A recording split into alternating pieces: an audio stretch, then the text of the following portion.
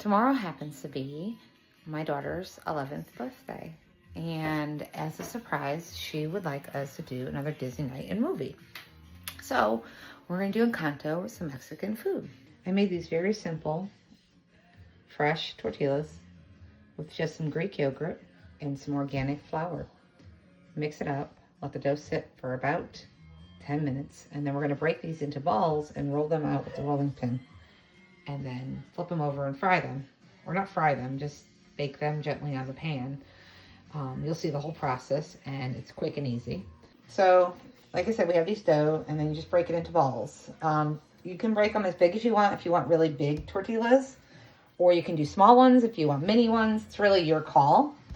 I know this is not truly the Encanto food for the Disney night in a movie, but we just decided that that's what we wanted tonight for dinner, and it was close enough. I start by flattening it out. Again, more organic flour. And then I just take my rolling pin, and basically you're going to roll it nice and thin. This is where you put a little work in, but you know, nothing bad there. You think that you can't go very thin with these, but you can. These are meant to go as thin as possible, believe it or not. So now we have that. We're going to come over here. We're going to get our pan warm. Usually about medium heat. Make sure it's nice and centered. Throw it in there. Now see, that one came out really, really good. Don't worry about those like little air bubbles. They'll kind of go down on their own once it rests.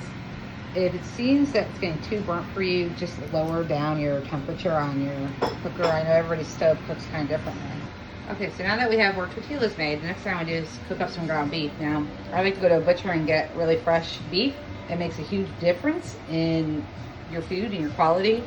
I found out by using better quality meat, there's less grease and less products in it, so it's fresher, tastes better, and it's healthier for you. Also on that note, my oldest daughter actually got on my case about my taco seasoning. Said, "Mom, why are you buying store-bought? You can make it yourself." Again, I love Pinterest, so we looked up a recipe, and she made me a beautiful concoction of taco seasoning. So again, the more you can make on your own, natural, the better it's going to be for you.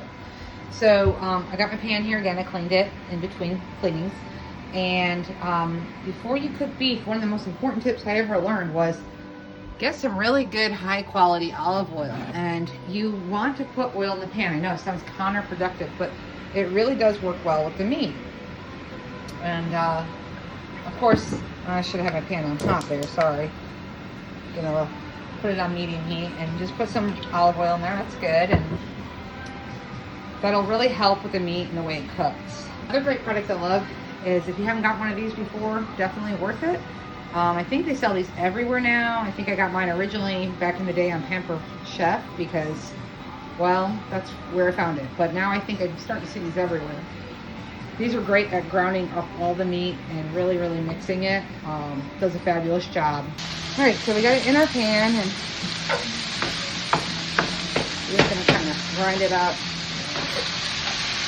I had it thawing in the refrigerator, but you know, sometimes it doesn't thaw all the way completely. There's a few little frozen sections.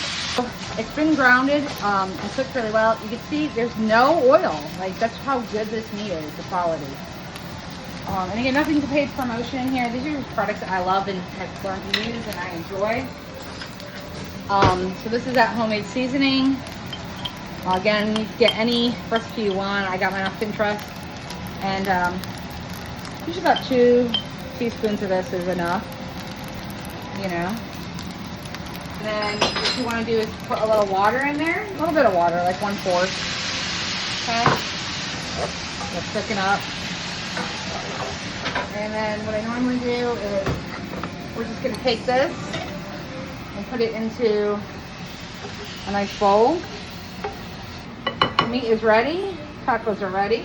Now we got to make all the sides. Get some lettuce here, and we're going to, I like to re-rinse my lettuce that I'm going to use. Now, unfortunately, I'm like the only one in my family that, one of the very few people in my family that like lettuce on their taco. So I'm only going to do a couple leaves because I don't want it to go to waste. Clean them really, really good. Nobody likes that part. And I'd already mentioned to you that I would cut out the parts that I don't like. So I'm going to go ahead and cut that part out. This part out. And that one. Okay, so this is all going to be trash, right? All right, so lettuce.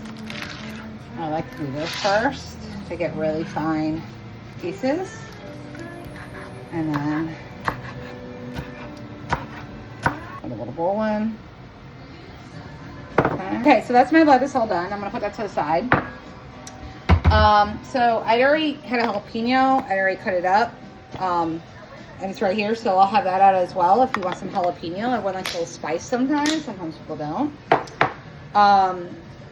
Tomatoes. I like tomatoes in mine. Again, my family's not huge into them, so I'll just cut a few and put them in a little side dish in case somebody wants them on their plate. I've already pre-washed these and cleaned these, so they're not needing to be washed again. And if you guys have tips that I'm not using while I'm cutting these up, I mean, feel free. I'm always open to hearing comments of how maybe you do something differently, and I can learn from you. I think this world's a big learning playground, and we can all learn from each other. Amazing things that makes us so special. Okay, so there's my tomatoes. Put those aside, okay? Now, I'm not doing any meats on this, it's just vegetables. The next thing is going to be my cilantro. Now, my family, I am the only one so far that likes cilantro. I really hope one day that'll change with some of my kids. Now, I've seen cilantro done a million different ways. I've seen people pick all the leaves off of the stem, and that's really long. And I applaud you for doing that. I think that's great. But what I've learned about a lot of foods is a lot of our nutrients are actually in the entire plant, especially in the stem area. But you don't want that hard part. So what I normally do is I'll kind of figure out, well, I might just cut right there. This is where most of my leaves are and the fragrance, and I don't really want to eat that. So I might just go ahead and cut it here, see, and then I'll just throw this out with my other scraps. All right, so now after you do that, if you notice that you got a few hard stems, you could, do the thing like I was saying, a few picking parts. Sure, why not? Whatever makes you happy. Whatever makes your life easier. We need to have an easy life these days, right? We have enough going on, and we don't need to be complicated. Okay, so I'm pretty happy with that. Now I'm just gonna finely chop this up until it's a nice chop. And I'm not no chef. I don't have amazing knife skills. I'm sure some of you have some amazing knife skills, and I'm envious. Maybe one day I'll get there, but I do what I can do. And I'm going to put my cilantro in my dish. Now, I'm done with my cutting board, so we will clean that up in a little bit. All right, so I will sometimes shred cheese from the block, but lately I have kind of really taken enjoyment out of this cheese that's Mexican. As you can see, it's like crumbly. It tastes really good with the Mexican food. It's very mild tasting, almost like that of like mozzarella. And the other thing I want to experiment soon with is I want to actually make some of my own cheese. It's fairly easy. So I'll go ahead and I'll crumble it, and then I'll just put it in a container when we're done with it.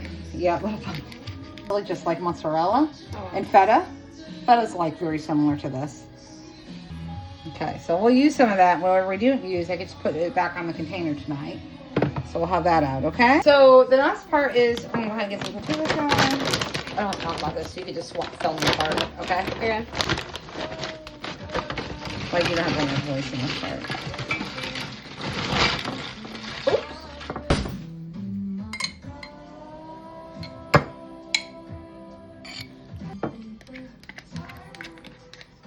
Sometimes I make fresh guac, but I didn't make it today.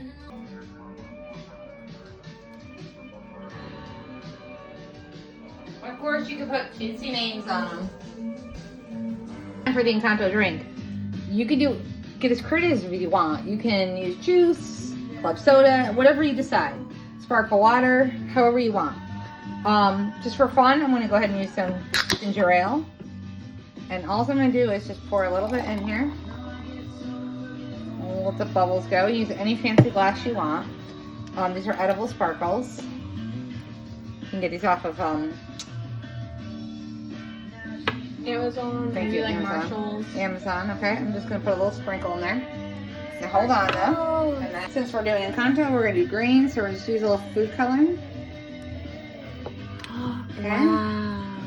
We're going to put a little more ginger ale in there. Wow. Just swirl it up a little. Wow. So Woo! pretty. And you can see the sparkles floating around in it. Look at all those. That's so cool. And there's your Encanto drink. Yay!